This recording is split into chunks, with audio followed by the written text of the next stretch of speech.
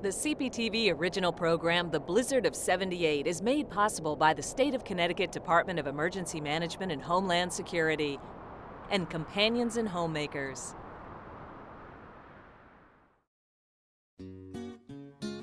February 6, 1978, started out as just another Monday. But by midday, our roadways were at a standstill. The blizzard of 1978 was upon us.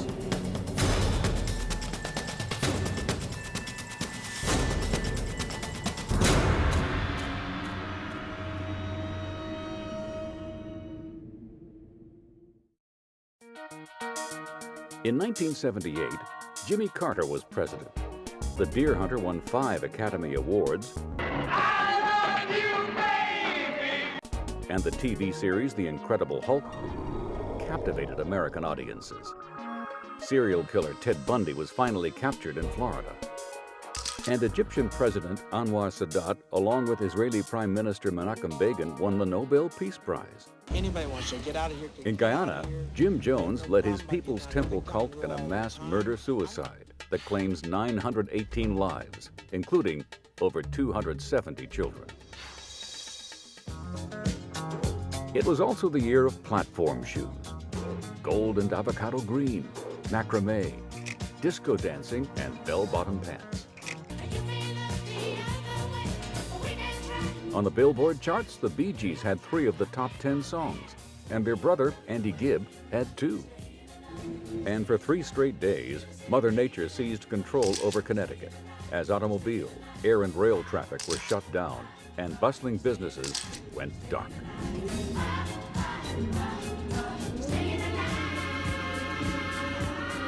The blizzard of '78, Storm Larry, brought up to 30 inches of snow, bone-chilling temperatures, poor visibility, wind gusts of up to 70 miles per hour, and snowdrifts as high as 16 feet.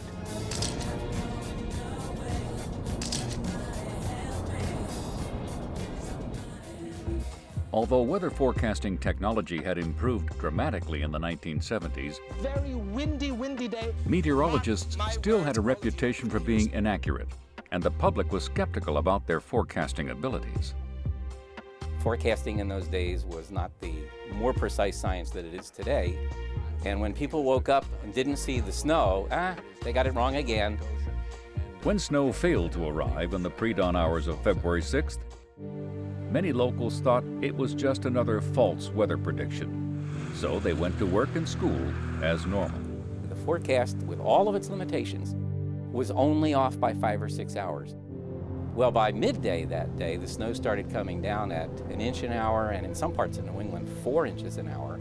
And by that afternoon, if you weren't home, you weren't going home. Because that's when the gridlock started.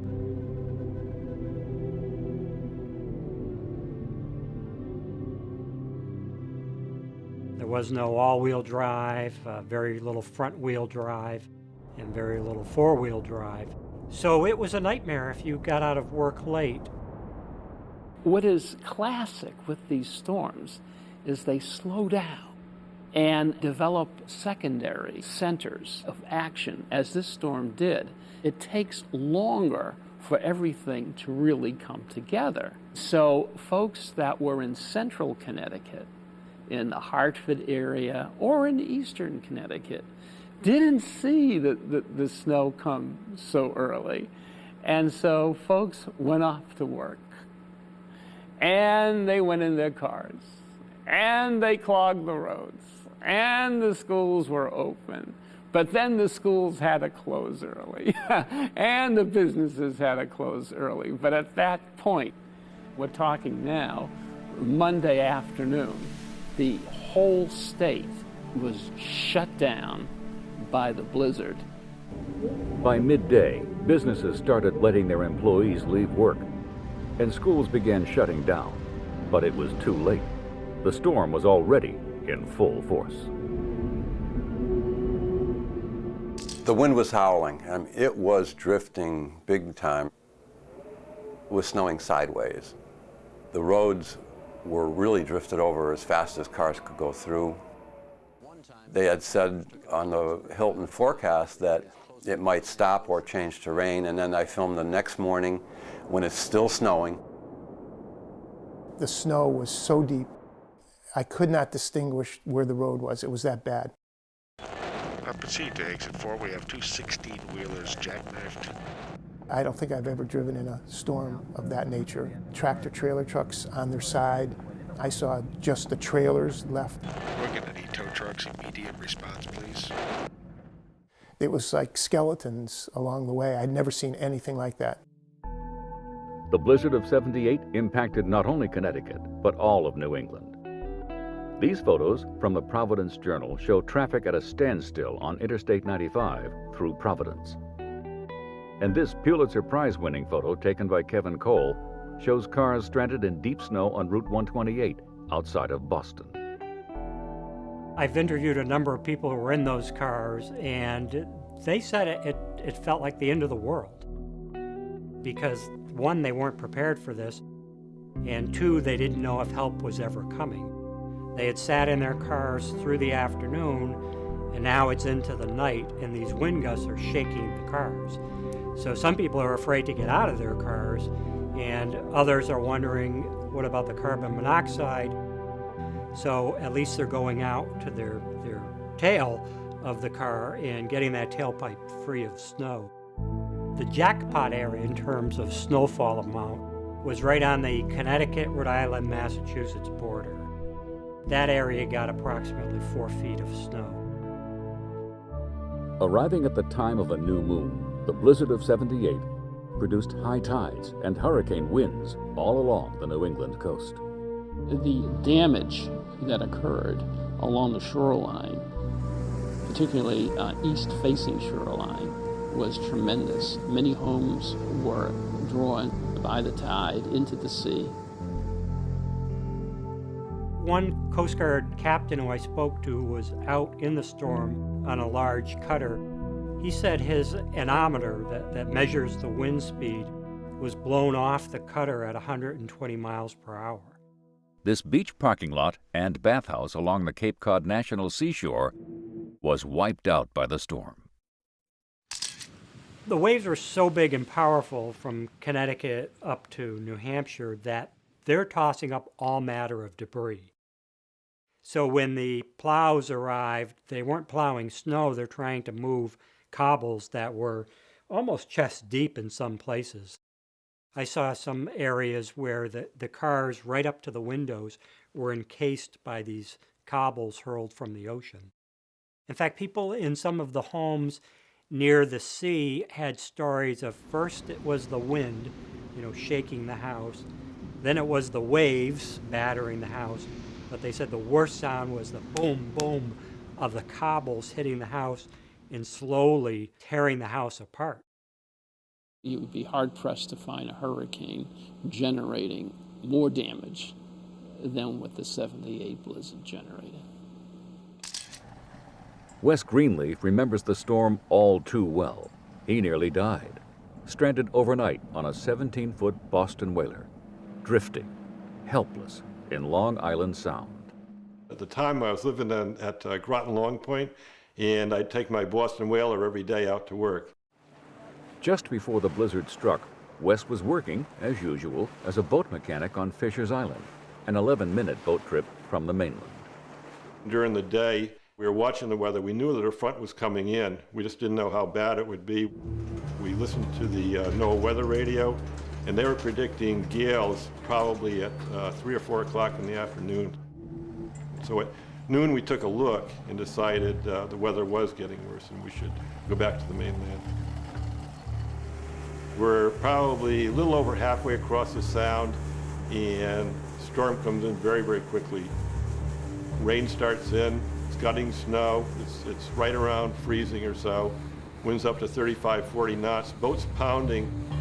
And for some reason, of all the trips, I've never had an engine fail my entire life making that passage. The engine did fail.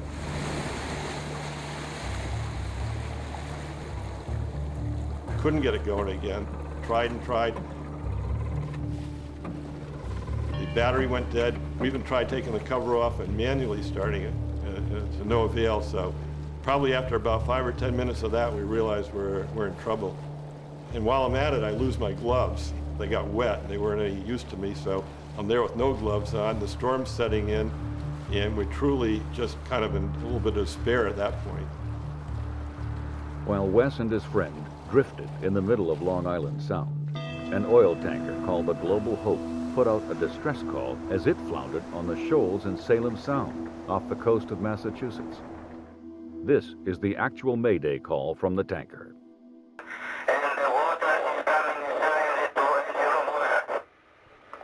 Global Hope, this is Gloucester Coast Guard Station. Did you say you are taking on water? Over. Water in the engine room. Engine room, over there. Roger, you say the hull is broken and you're taking water on in the engine room? Yes, that's correct, sir. Roger, we will dispatch a boat with a pump. But at this time, stand by. Over. They put out a Mayday call. Then a Coast Guard boat went out to help the oil tanker. They were in distress. They became lost in the blizzard. And so a private boat called the Can-Do, one of the few boats seaworthy enough to go out into the storm, was given permission by the Coast Guard to see if they couldn't find this lost Coast Guard boat and find the oil tanker. Charlie Banco, a New London, Connecticut native, was part of the 4-person crew on the Can-Do. Charlie's fiance told me that she said, "Charlie, you don't have to go. You're out of the Coast Guard." And Charlie said, "I gotta go. I trained those guys when I was in the Coast Guard. It's still my duty to go."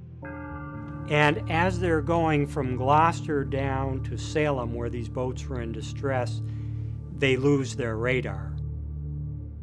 Yeah, my God, turn around. Radar went out here for some reason. Lost the AM antenna. That went overboard with a big crash. So I got turned around here, so it's going to be a while getting back.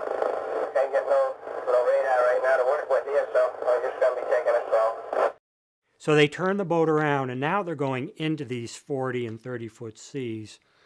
And there's a real difference between a 30 and 40-foot swell and a 30 and 40-foot breaking sea. And these were now breaking seas. The wind was so high, it was making the waves so steep, they would just collapse. So in their course of trying to get back to safety, all of a sudden, at about midnight, you hear Charlie on the radio, not Frank. This is not a drill, this is not a drill. A mayday, a mayday, a mayday, over. Roger, Bravo, Can-Do, Gloucester Station, roger, we have you at this time.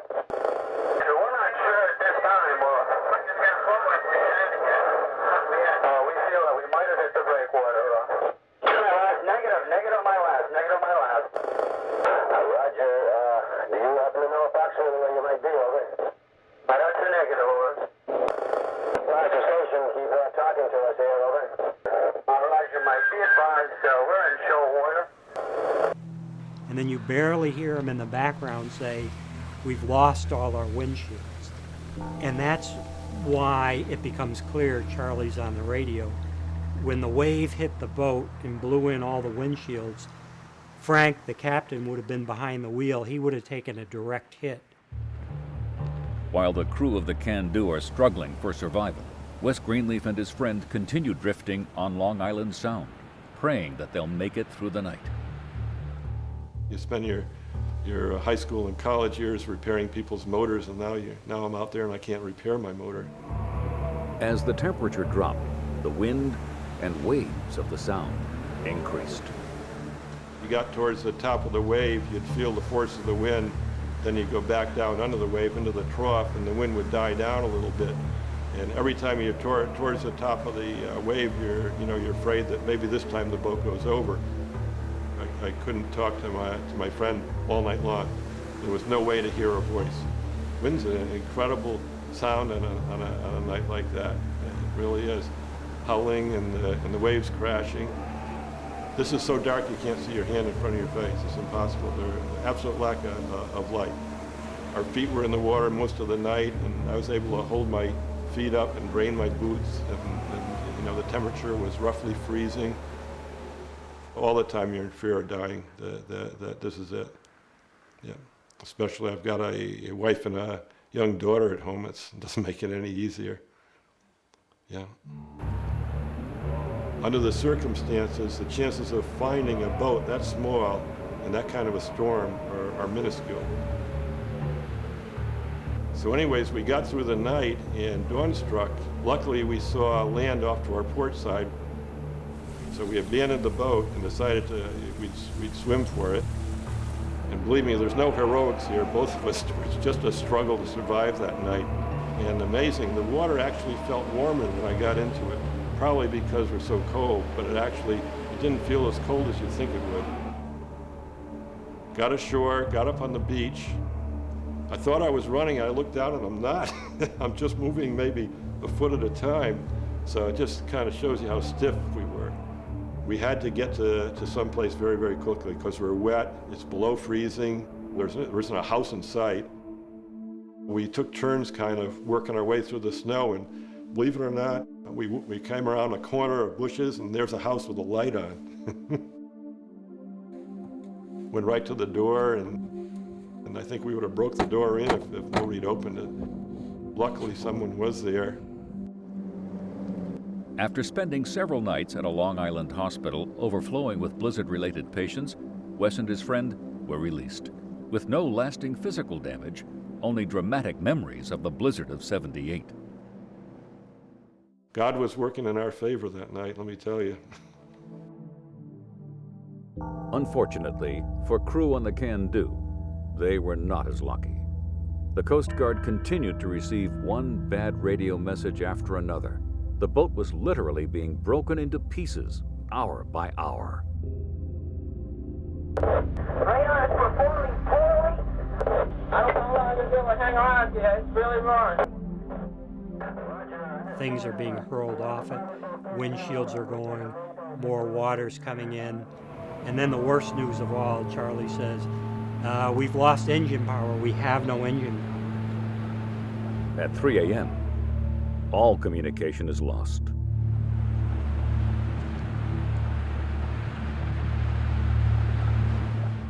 They gave their lives, and the saddest part was the oil tanker was never really in a mayday situation. After the storm abated, the Coast Guard was to determine that the oil tanker that put out the mayday in the first place was never in any jeopardy of splitting in half or breaking apart at all. It was grounded on only 20 feet of water, and that's what set everything in motion. And the men on the 44-footer were able to get their engine restarted and their radar back and get themselves to safety, whereas the men on the Can-Do, the radar never came back because the radar bar on top of the boat, we theorize, was swept off when the antenna went overboard. All that was left was a steel hull with these giant holes, dents, and all the rails bent over.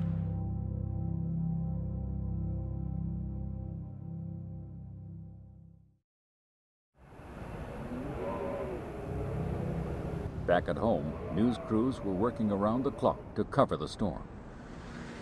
For me, it was a highlight of my career to cover such a huge story. It was not only the storm of the century for me, it was the story of the century. Never having seen a storm before it that big, not snow.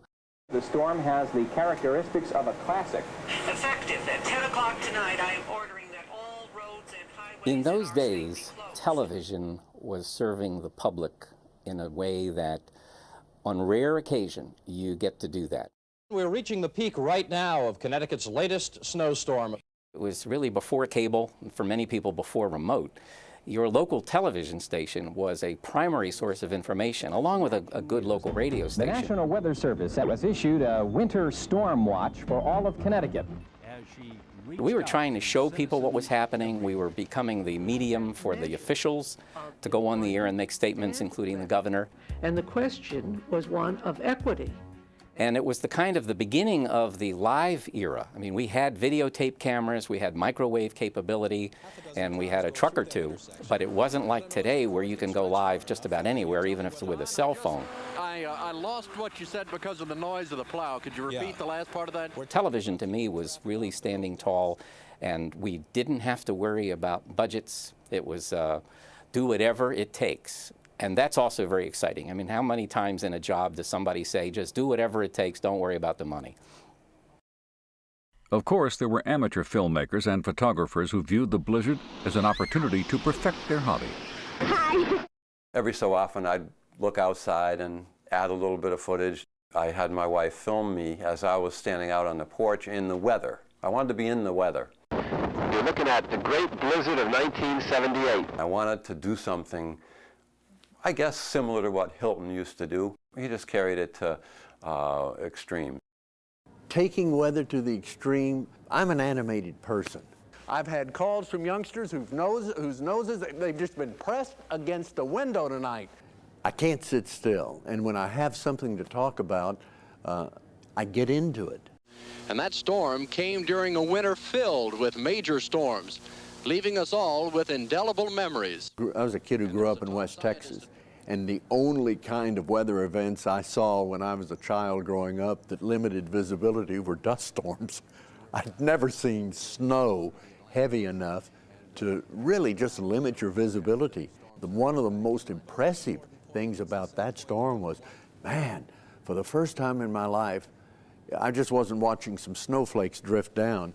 They were blotting out everything around me that I could see.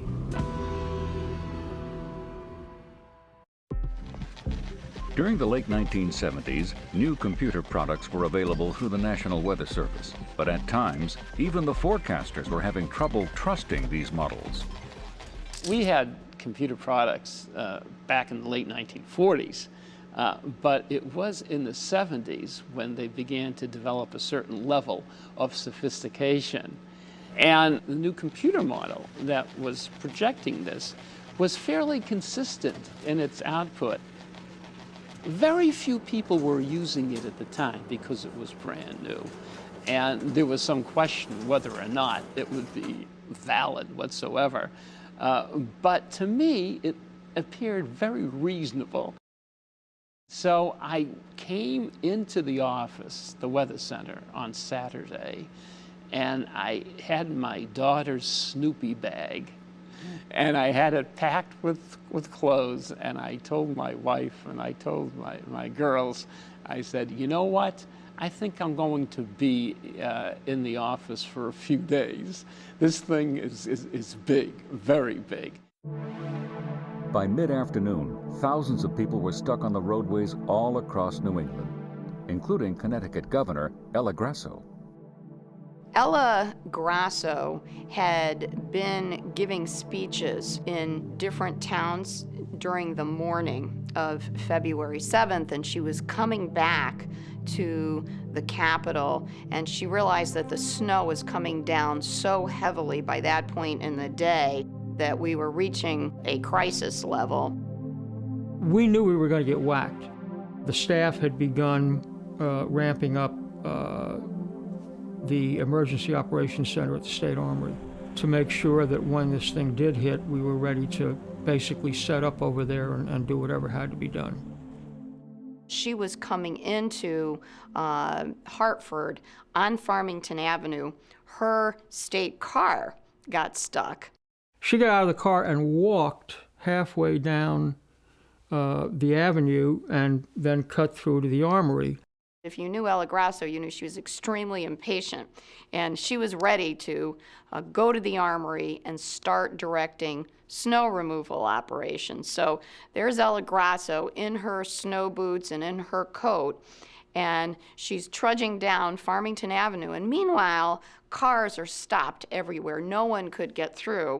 It was just a parking lot of cars in both directions, and as I was looking out my windshield, wipers going like crazy, I saw this woman walking down the center of Farmington Avenue, all by herself.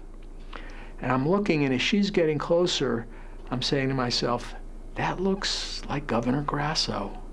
That looks exactly like Governor Grasso.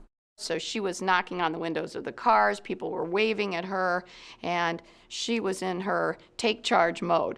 So I rolled down my window, and I was going to say something to her, simple like, hello, Governor, or something of that nature. And then I thought to myself, if it's not Governor Grasso, she's probably not going to appreciate that type of a comment. I thought, maybe I just better keep my mouth shut. All of a sudden, this apparition appeared in the doorway. with a hat that shouldn't have happened, and a big heavy coat, and icicles hanging off of her. It was the governor. The blizzard of '78 became a defining moment for Governor Grasso. When she won election in 1974, Ella T. Grasso, she inherited a huge budget deficit. She immediately had to start cutting the state budget. She cut back the hours of state employees, and it was a very difficult time for her. And her popularity going into 1978 was at its lowest point. There is no other alternative than to dismiss those workers who continue this illegal strike. Also still fresh in her memory was the impact of her predecessor's actions during another major snowstorm. She knew that Tom Meskel had been sharply criticized for being out of state. He didn't arrive until more than a day after the snow had been cleared. So she was adamant that as soon as the snow started, that she would be taking care of all of the consequences of the storm. Even without the experience of Governor Meskel and the ice storm, she would have done what she did because that was her attitude toward the governorship. Time and again, she was involved in being where she was needed. Once at the State Armory, Governor Grasso set up camp and began directing all safety operations. She actually slept at the Armory on a couch during the crisis. She wanted people to know that she was camped out. She wasn't going anywhere until she had solved this crisis.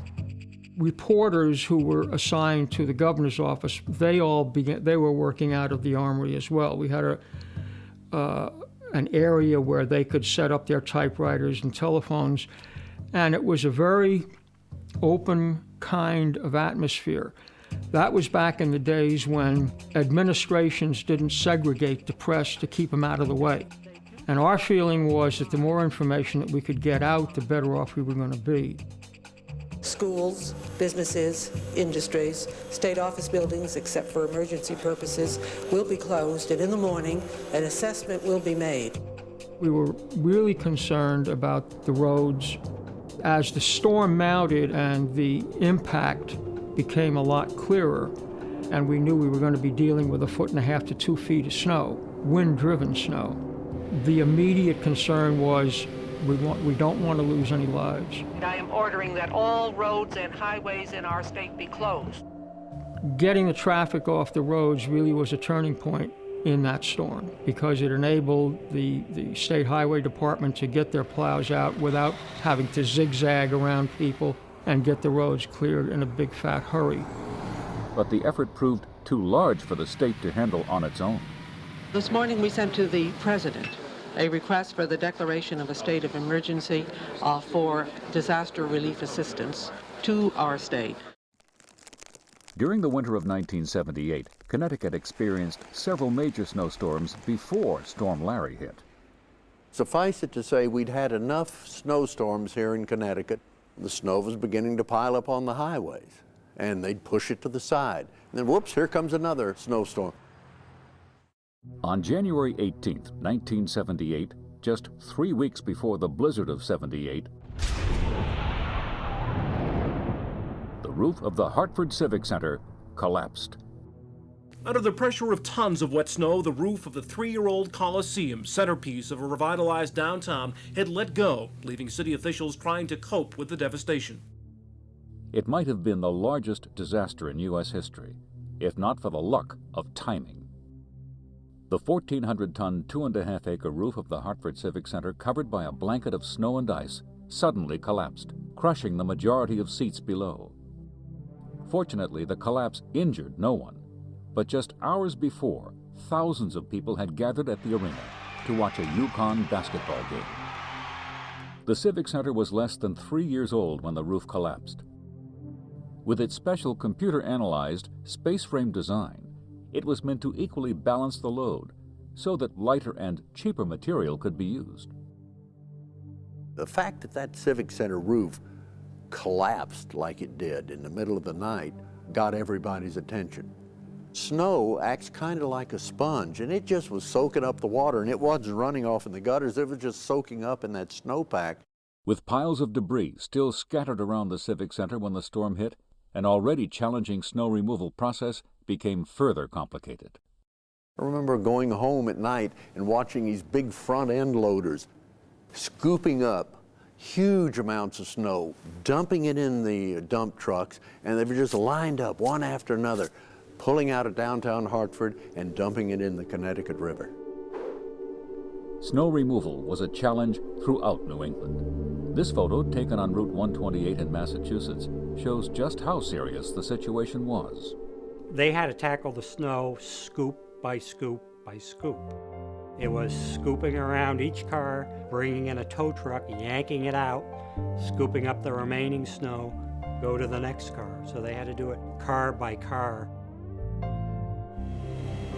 During the storm, Governor Grasso seemed to be everywhere.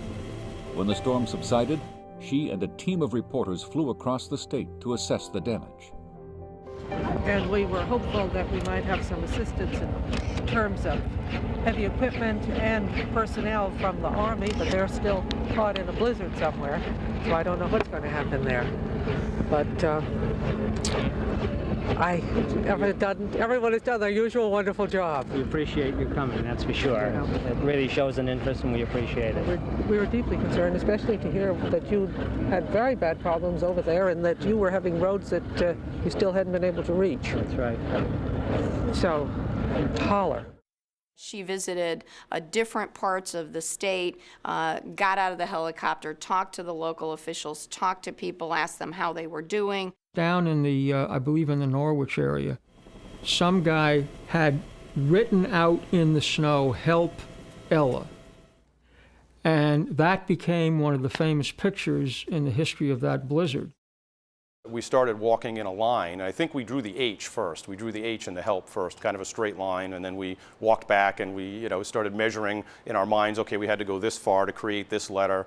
There was a lot of discussion at the time with all the snow and how chaotic everything was. The town and perhaps even the region wasn't ready for a snowstorm like that. And whether it was justified or not, the governor was taking some criticism for that. And as a 12-year-old, I was hearing that from adults in my life at the time. And so my buddy Dean and I were out on the Cove and down where I lived in the Trading Cove area. And we just kind of came up with this idea. Later on, we had heard that the governor had seen it the same day that we had tramped it out in the snow from a helicopter when she was touring the region. It was in the paper the next day, and our names were underneath the caption as the ones that had done it. It was kind of fun at the time. Shortly after Governor Grasso's plea for help was made, President Carter declared Connecticut a federal disaster area, and soldiers were sent in from Fort Hood, Texas. This huge group of engineers and equipment came in from Fort Hood, landed at Bradley, and literally began from Bradley Field clearing the main roads out to 91 and then down 91 to New Haven. At the time of the blizzard, Governor Grasso was being challenged in an upcoming primary by her Lieutenant Governor, Robert Killian. The people of the state of Connecticut were anxious. And Mr. Killian was trying his best to be part of this Save the State operation, and she wasn't having any of that. And at one point, one of the reporters asked the governor, "Governor, is there something that the lieutenant governor could do?" And she said, "Oh, is he here? He could make some coffee." This change By the time the storm ended, the public believed it had not just a politician, but a proactive, compassionate woman as governor. Her popularity soared, and letters of thanks poured in from around the state. Grasso's new image as Mother Ella helped her easily win re-election in 1978, defeating Republican challenger Ronald Saracen by more than 190,000 votes. Her new lieutenant governor was William O'Neill. That you will faithfully discharge, according to law, the duties of governor of the state of Connecticut to the best of your abilities, so help you God. So help me God. So she was able not only to regain her popularity in Connecticut and at the same time take care of her political opponents too. Yeah, I suppose if you wanted to be real crass about it, there was some political considerations involved. But they really were secondary to getting information out. She was absolutely adamant. She didn't want lives endangered. She didn't want anybody killed or injured. That was her main concern. And I mean, the rest of it kind of flowed from that. Sure, there was political advantage from it, but that's not why it was done. We didn't order the blizzard. After the storm was over, we contacted officials in other states to see how they were doing. It literally took Rhode Island and Massachusetts close to a week after we had cleared the roads for them to get their roads cleared. And it was basically a case of the governor's decision to close the highways and to beat up the White House to get federal help in. And it worked.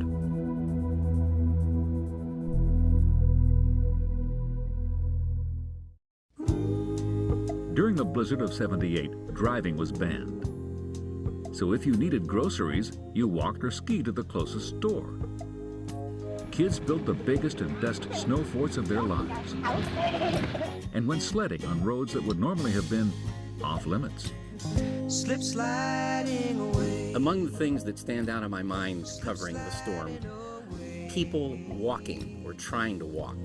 You know the nearer your destination, the more you slip sliding away.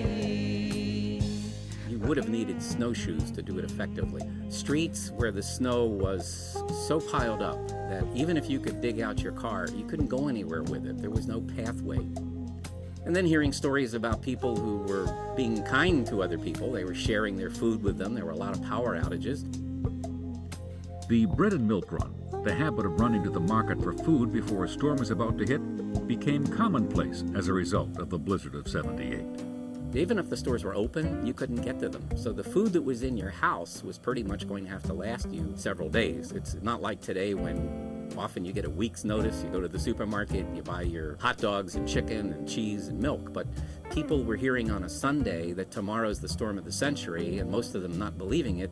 They didn't take any serious preparations for it in terms of the food or water or even medicine and things like that. An estimated 5,000 people were stranded and forced to take refuge in shelters around the state. More than 1,200 cars were towed from state highways, and thousands more were stuck on secondary roads. For those stranded at work, vending machines became their only source of food. The Gear family remembers Storm Larry well. They were living in the woods of North Stonington when the blizzard struck. We were without power for 3 days. It was cold, so the food products all went out on the porch and up in the eaves and stuff like that to keep everything cold. Everybody was throwing their perishables in the snow. While the Gear family was finding creative ways to live without power, Barney the family dog went missing. It seemed like a really long time to me. It might have been a day or two, but in those conditions, it was a lot. He wasn't much taller than the snowdrifts were. So when he took off, I was sort of, where is he, where is he, where is he? Eventually, Barney did come back, and in rather good form. He came running up the driveway through the snow with, I didn't know what it was at first. I had no idea. He was dragging something. You couldn't see it. I mean, the snow was just too much. And it turned out that it was an entire smoked shoulder ham. He was proud. He was so proud. It was like, look what I brought you. So he dragged it up the porch steps, dropped it in front of the door, and he looked at us like, I've brought you this gift. I'm feeding the pack. He hadn't taken a single bite out of the entire ham. I mean, it was a completely intact smoked shoulder. Didn't have a name on it, so it was kind of hard to return it. And so we let him have it.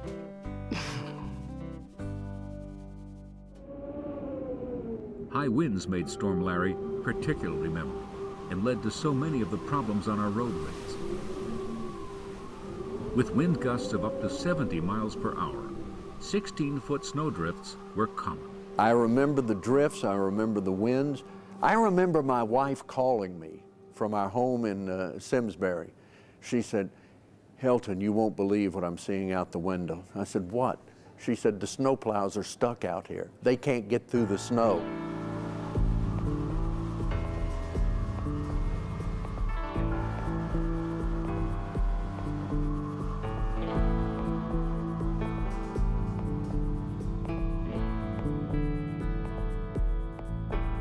With students stranded on college campuses across the state, the term party school took on a whole new meaning. Well, they canceled school for a whole week, if I remember correctly. And all of us that were on campus couldn't get off because the roads were closed. Professors was nowhere to be found. That was kind of what made the environment a bit unique for a week, is that the only people you saw were the actual students. There were nobody there from off campus, no police, no professors, no administrators, no secretaries, no staff. It was basically just us in our dormitory rooms. We used to get to do things like get on our cross-country skis and ski down to the package stores that were on the corner of Route 32 and 195, and it just was a nonstop keg party at the school for about a week. I was jumping out of windows myself at the time. You would be like on the second floor of a dormitory and the snow was drifted up to it. People could get in a toboggan or a snow sled or garbage can lids and slide directly out of their windows and take these long, long hauls. There was the dormitories up in what was called the frats at the time. We used to call it the hippie dormitory. Co-ed, people could choose whatever living arrangements they wanted to have, so a boyfriend and girlfriend could actually live together at the time. The showers were one big, giant room with maybe 12 shower heads in it. And they ran them all as hot as they could and steam it up to simulate the shower. And it got really hot, and then the kids would jump out of the shower. Everybody was naked, jumping out into the snow pile out in the back that was about 12 feet deep. And so, of course, that drew an audience. Eventually, it didn't happen to me, but I know with some of the people had to slow down after a while, because after people jumped into it and climbed around in it enough, the snow compacted, and then it was getting a little more difficult to take your jump into that. What's the matter with you, boy? That was pretty exciting. It's all a haze now. Thanks to Storm Larry, crime reportedly took a nosedive. Children, on an unexpected break from school, played in mounds of fresh fallen snow, while adults shoveled again, and then shoveled some more. There was a lot of digging and shoveling out and work, but after that work was all done, it was enjoying my daughter, playing with the neighbor kids, building a snow fort out by the street. This is the Igloo Snow Fort, and Lee's working on the archway over the front door. We all worked on it, my wife and my daughter and me, and of course she was all excited because she could actually stand up in it. A day to spend with the family was really special. That was our dog Scuffy, and she was looking for a place where she could go, and there wasn't any at that time. The snow was obviously well over her head. Even the U.S. Postal Service found the storm above their heads. No mail was delivered during the blizzard. You look back decades, it always seems, the storms always seem to loom larger than perhaps at the time that they were occurring. But this storm was as big as they come. For Martha and Raymond Stone, the blizzard of '78 is a storm they will never forget. Martha was in labor, Storm Larry was in full force, and the hearing-impaired couple needed to get to the hospital quickly. And the snow was pretty deep already at that point, and I was a little bit anxious, right? So I brought her to the car, and she was sitting in the back of the car. We started to drive, and really the roads were already very deep in snow. Some cars were off the side of the road, and I was going very slow, but I was driving right down the middle of the road. It was on Albany Avenue, or Albany Street. It was jammed. You couldn't get through with all the cars. And so I was worried. She's in labor, she's in the back, so I decided to get out of the car and I think I went up to a policeman and I gestured that my wife was pregnant. First of all, I knew we couldn't communicate because they couldn't speak and they couldn't hear me, and but I could see that the lady there was pregnant. I was very nervous, but I had to keep myself in control because if I got nervous, I knew it would affect him. But the trouble was trying to get them into the hospital because Farmington Avenue was totally backed up with cars trying to exit. You could maybe see, I don't know, 1 yard in front of the car. I mean, that's how bad the snow was. I noticed a plow truck. I don't know if it was a private truck or a city truck, but I ran up to whoever had the plow. I convinced him that he was no longer going to be plowing for the city. He was now plowing for us, and I was going to direct him where to plow, and I was going to run in front of the plow. As the plow truck began to cut a path along clogged city streets, Officer Basile ran ahead, warning drivers of stalled cars that the couple needed to get through. It's been more than 30 years since that day, and Officer Basile has long since retired. He never saw that family again, but today he is going to visit the Stones at their home and finally meet the young person he helped bring into this world so many years ago. I'm more nervous now than when I used to go to a shooting. Interpreter Janice Canal agreed to help Officer Basile communicate with the family. This is Audrey Stone. This is the baby. Hi, Audrey. You turned into a beautiful woman, and I turned into an old man. Does she know the story? Do you know the? Yeah, my parents have told me. Yes. It was a horrendous day. You weren't actually there. Well, you were there, but the snow was higher than you probably were at that time. I never knew what happened after I dropped your parents off at the hospital. I didn't know when the baby got delivered, what they had. It was so hectic that week. I never got home myself for quite a few days. He's bigger than Who are you? Well, I'm a young policeman you met 31 years ago in a snowstorm. Oh.